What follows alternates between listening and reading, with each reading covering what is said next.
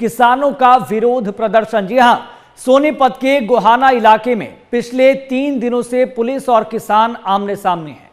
किसान अपने खेतों में बिछाई जा रही इंडियन ऑयल कॉरपोरेशन यानी कि IOCL की तेल पाइपलाइन का विरोध कर रहे हैं।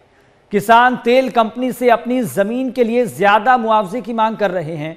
अब किसानों को जबरन हटाकर पाइपलाइन बिछाने का काम चल रहा है, जिसको लेकर अब किसानों ने कोहला गांव में महापंचायत तक बुला ली है। वहीं बीते कल किसानों और पुलिस के बीच झड़प तक देखने को मिली। वहीं अब पुलिस प्रशासन भी अलर्ट मोड पर है। किसानों को इसके लिए 4 लाख रुपए तक का मुआवजा दिया जा रहा है। वहीं इसे कम बताते हुए किसान 3 अगस्त से गांव कोहला में विरोध प्रदर्शन कर रहे हैं। किसानों का यह कहना है कि पानीपत में ये मुआवजा राशि 10 लाख रुपए है। हमारे साथ भेदभाव किया जा रहा है, डिस्क्रिमिनेशन किया जा रहा है। वे मुआवजा राशि बढ़ाने की मांग पर अड़े हुए हैं। वहीं 5 नवंबर को प्रशासन ने इस पर कार्रवाई करते हुए किसानों को जबरन वहां से हटा दिया। पाइपलाइन बिछाने का काम अब शुरू कर दिया गया था।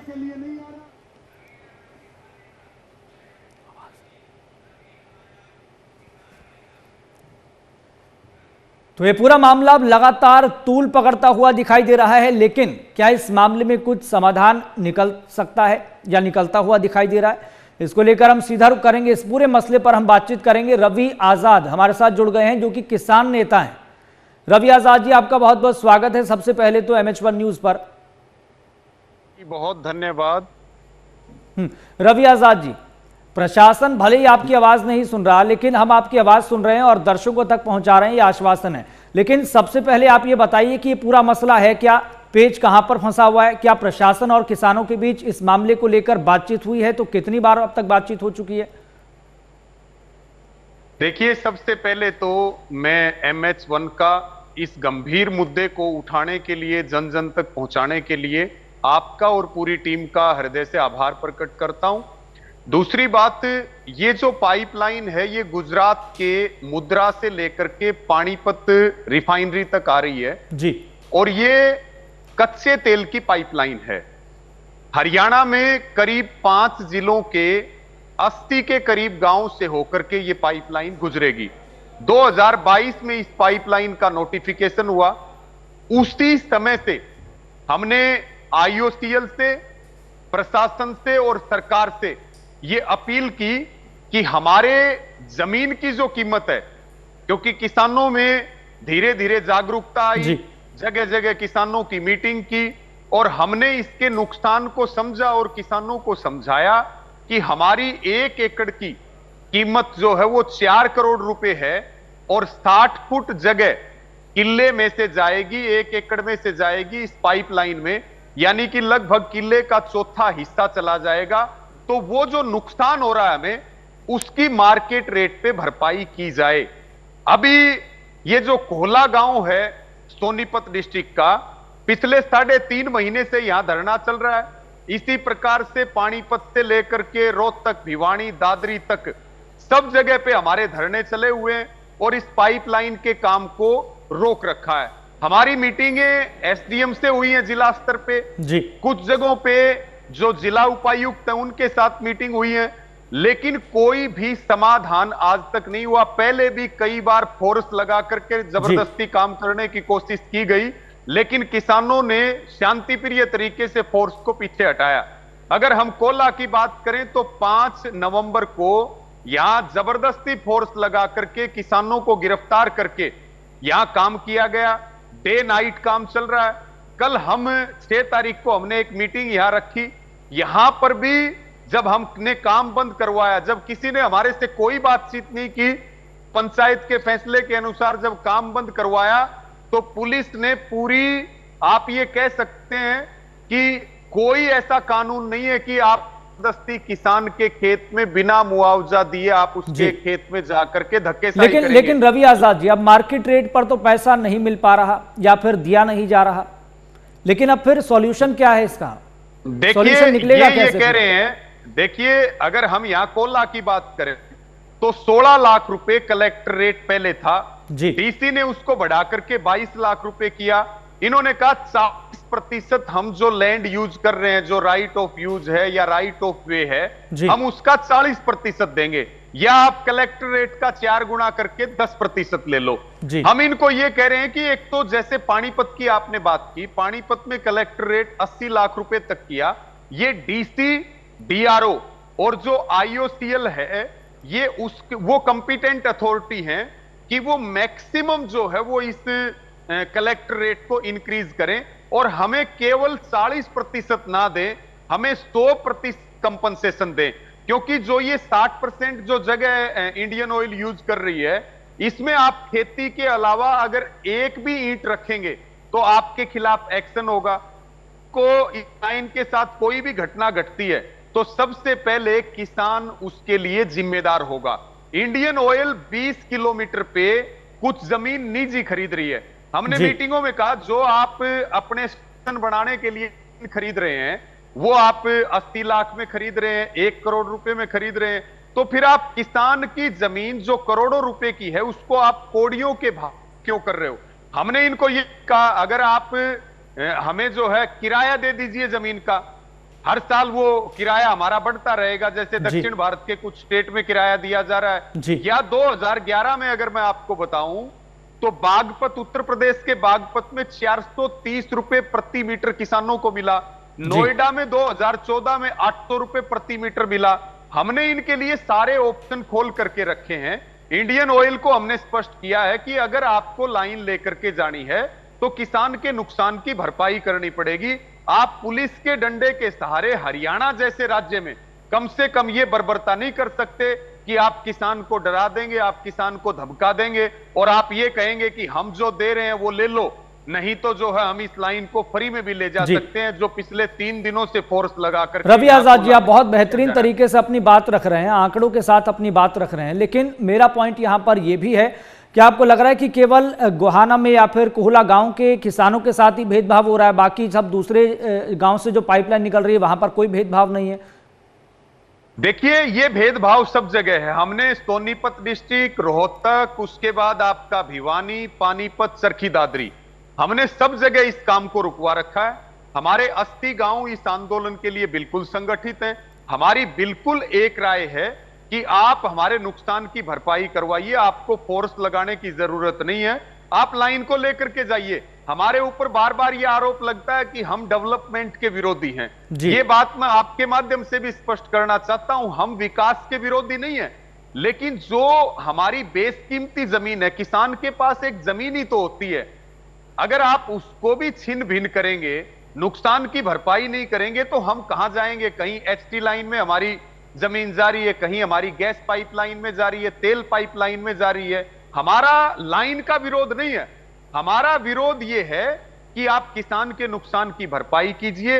आप जो रोजगार देने की बात करते हैं, जिनकी जमीन आप यूज कर रहे हैं, जिन किसानों की, उनको आप रोजगार दीजिए, आप किसानों को रॉयल्टी दीजिए, क्योंकि पेट्रोल या डीजल कोई फ्री में नहीं मिलता।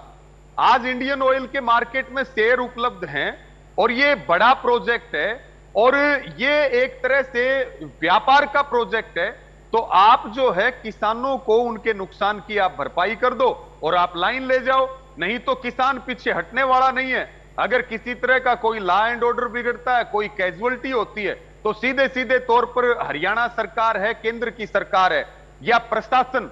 आप एक बात को समझिए, आज थानों में आपको पुलिस नहीं मिलेगी, चौक चौराहों पर पुलिस नहीं मिलेगी, जहां पर कोई क्राइम हो रहा है वहां पुलिस नहीं मिलेगी, लेकिन आपको हम कोड़ा गांव में दिखाएं तो आपको इतनी फोर्स मिलेगी, आप देख करके कहेंगे कि इतनी पुलिस भी होती है और इतनी पुलिस कहां से आई है। यह बड़ा गंभीर प्रश्न है कि आप जो है बातचीत करने की बजाय, समाधान करने की बजाय, आप डंडे के सहारे लाइन अगर लेकर के जाएंगे तो निश्चित तौर पे आपके ऊपर आरोप लगेगा कि अधिकारी और जो सरकार है वो कंपनियों के साथ साठ-गांठ करके किसानों की जमीनों को हथियाने का काम कर रही है। रवि आजाद जी, क्या ये मांग, क्या ये बात आपने मुख्यमंत्री नायब सिंह सैनी तक रखी है?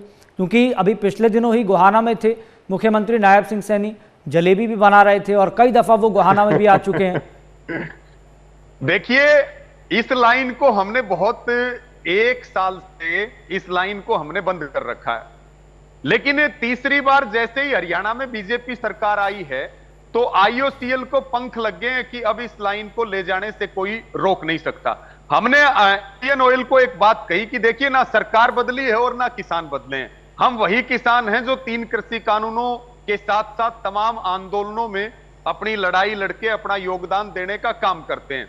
हम पिछले परसों ही हम कुरुक्षेत्र गए थे और जो हमारी मांग थी डीएपी, धान खरीद, पराली का मुद्दा और आपकी जो पाइपलाइन और हाई वोल्टेज टावर एचटी जो लाइन है, इन सब मांगों को लेकर के हम कुरुक्षेत्र नायब सैनी के आवास पर ज्ञापन देने के लिए पंचायत लेकर के गए, लेकिन मुख्यमंत्री वहां नदारद मिले। उनके एक ओएसडी को हमने ज्ञापन दिया। हमने कहा नई सरकार बनी है, हम किसी तरह का टकराव नहीं चाहते। हम नई सरकार को और नए मुख्यमंत्री को बिल्कुल समय किसानों की मांगों के लिए देना चाहते हैं। हम मुख्यमंत्री से बात करने गए, लेकिन शर्म और अफसोस की बात यह है कि मुख्यमंत्री नायब सैनी जो ये कहते हैं मैं किसान का बेटा हूं, वो किसानों की बात सुनने के लिए वहां मौजूद नहीं थे। भाई रवि आजाद जी, कुछ भी कारण हो सकता है अगर मुख्यमंत्री नायब सिंह सैनी नहीं थे। एक बार फिर से आप कोशिश कीजिए, प्रयास कीजिए। नायब सिंह सैनी तो जिस भी क्षेत्र में जाते हैं वो तो ये बात कह रहे हैं ना कि आप जब भी बुलाएंगे मैं आपके बीच मौजूद रहूंगा, और उनका जो सौम्य व्यवहार है, जो उनकी विनम्रता है, वो तो लोगों के बीच वैसे ही लोकप्रिय है। शायद यही वजह आप मानकर चलिए कि नायब सिंह सैनी के नेतृत्व में बीजेपी सरकार दोबारा आ गई। देखिए, एक कॉमेडियन मुख्यमंत्री पंजाब में भी हैं और अब आप ये भी कह सकते हैं कि एक कॉमेडियन मुख्यमंत्री हरियाणा में भी हैं। जो सवाल आपने उठाया, जब हम 5 नवंबर को संयुक्त किसान मोर्चा के नेतृत्व में कुरुक्षेत्र में पंचायत लेकर के ज्ञापन देने गए, तो हमने उनके ओएसडी को एक निवेदन किया कि डीएपी की किल्लत है, पराली के नाम पे किसानों को तंग किया जा रहा है, किसान का बाजरा नहीं बिक रहा है, नहीं बिक रही है, उसके खेतों पे जबरदस्ती पाइपलाइन से कब्जा किया जा रहा है। आप हमारी एक मीटिंग मुख्यमंत्री से करवाइए, हम बिल्कुल दिल करके और बहुत सकारात्मक तरीके से जो हमारा संयुक्त किसान मोर्चा है वो सरकार के साथ, मुख्यमंत्री के साथ बैठेगा और तमाम पहलुओं पर बातचीत करके हम समाधान की तरफ आगे बढ़े।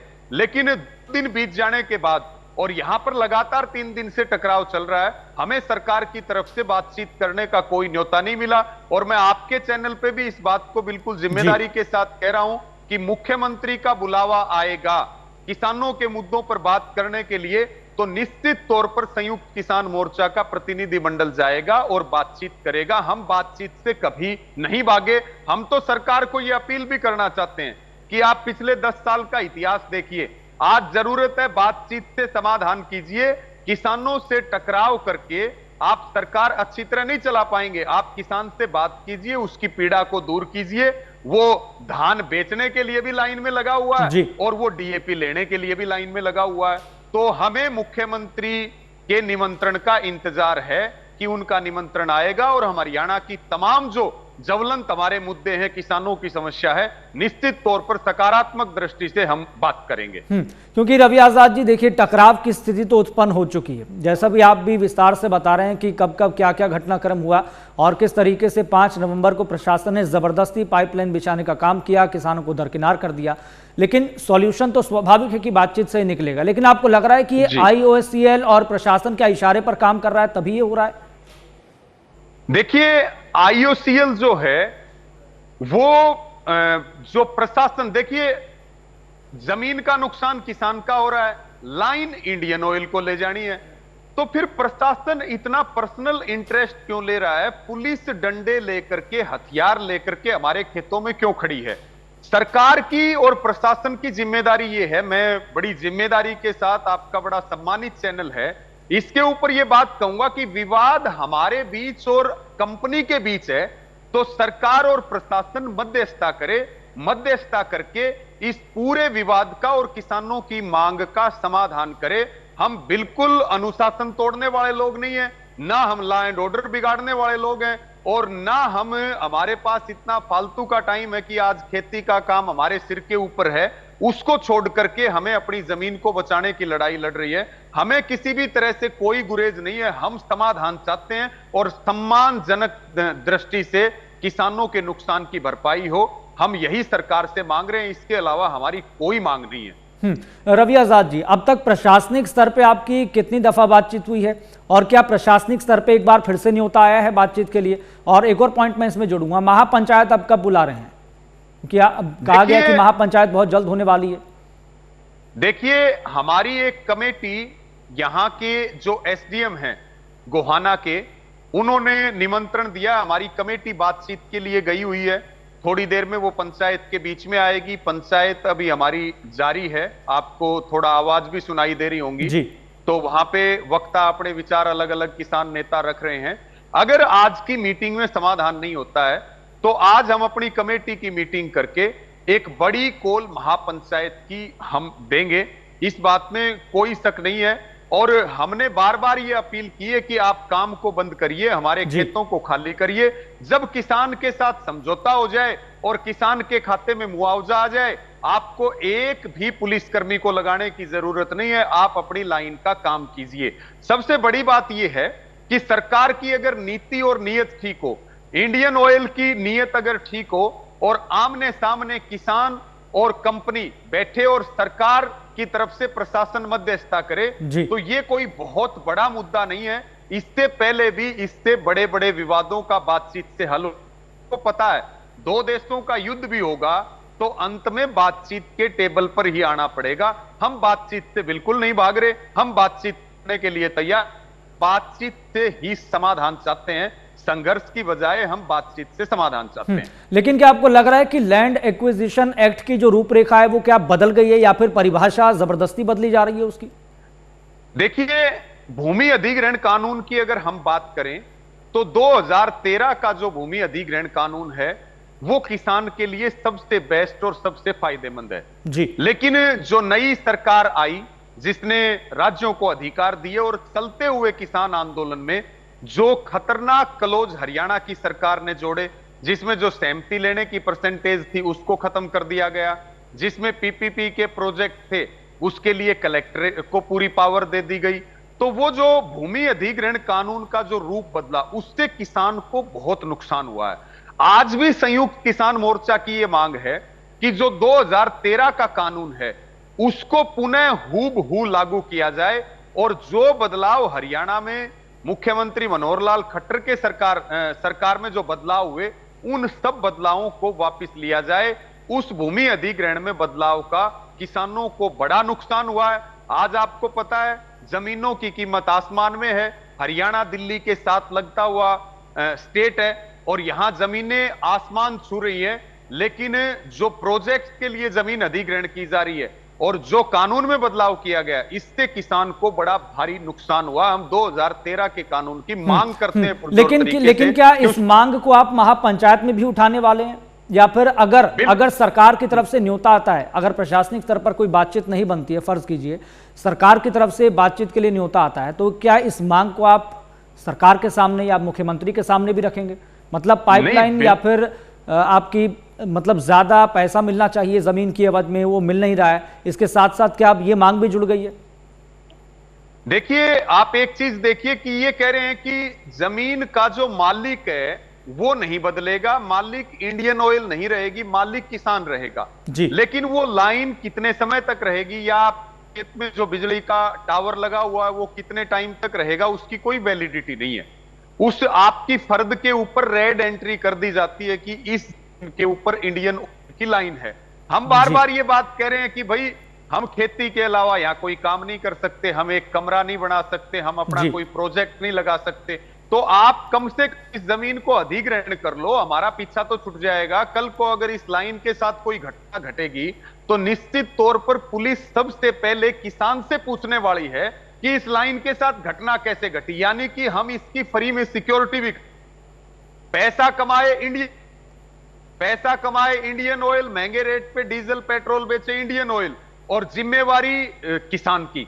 तो ये बड़ा मुद्दा है। हम इस बात के लिए भी तैयार हैं कि भाई आप जो है इस कम से कम फिर आप इस जमीन को ही अधिग्रहण कर लो, ताकि हमारी आप ये देखिए कि जिस जमीन में पाइपलाइन गई है इस जमीन को अगर एक बाप के 3 बेटे हैं तो कोई लेने वाला नहीं है ना, आप इस जमीन को सेल कर सकते हैं, कोई लेगा नहीं।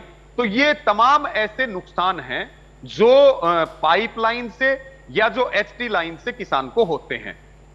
चलिए, मेरा आखिरी पॉइंट ये है, आप सरकार से और जो बातचीत चल रही है अभी प्रशासनिक स्तर पर, क्या मांग रख रहे हैं, क्या उम्मीद क्या रख रहे हैं? हम उम्मीद ये रख रहे हैं कि जो यहां के डीसी हैं सोनीपत के जी, वो इस कलेक्टर रेट को मैक्सिमम बढ़ाएं, मैक्सिमम कलेक्टर रेट को बढ़ा करके, और जो ये 40% देने की बात कर रहे हैं, हमारी मांग ये है कि इसको 100% दिया जाए। आप इसको 40% ना दे करके इसको 100% दें, ताकि किसान के नुकसान की कुछ भरपाई हो पाएगी। आज आप देखिए कलेक्टर रेट है 22 लाख रुपए और जमीन की कीमत है 4 करोड़ रुपए मार्केट में। रजिस्ट्री आपको पता है हमेशा कलेक्टर रेट से नीची होती है या कलेक्टर रेट के समकक्ष होती हैं। तो नुकसान ये है, मार्केट रेट 4 करोड़ रुपए, कलेक्टर रेट 22 लाख रुपए। इसलिए हम ये कह रहे हैं कि मार्केट रेट के अनुसार आप कलेक्टर रेट को इंक्रीज कीजिए और उसका 100%। आप जो बात कर रहे हैं 1962 का पीएमपी एक्ट है, जिसकी बार बार इंडियन ऑयल बात करती है, एक 2013 का फेयर एक्ट है। हम उन एक्ट में भी ये प्रावधान है कि आप जो है किसान को मार्केट रेट के हिसाब से उसकी वैल्यू दीजिए। तो हमारी मांग ये है कि मार्केट रेट के हिसाब से कलेक्टर रेट को इंक्रीज करके उसका 100% किसान को दे दिया जाएगा। ठीक है।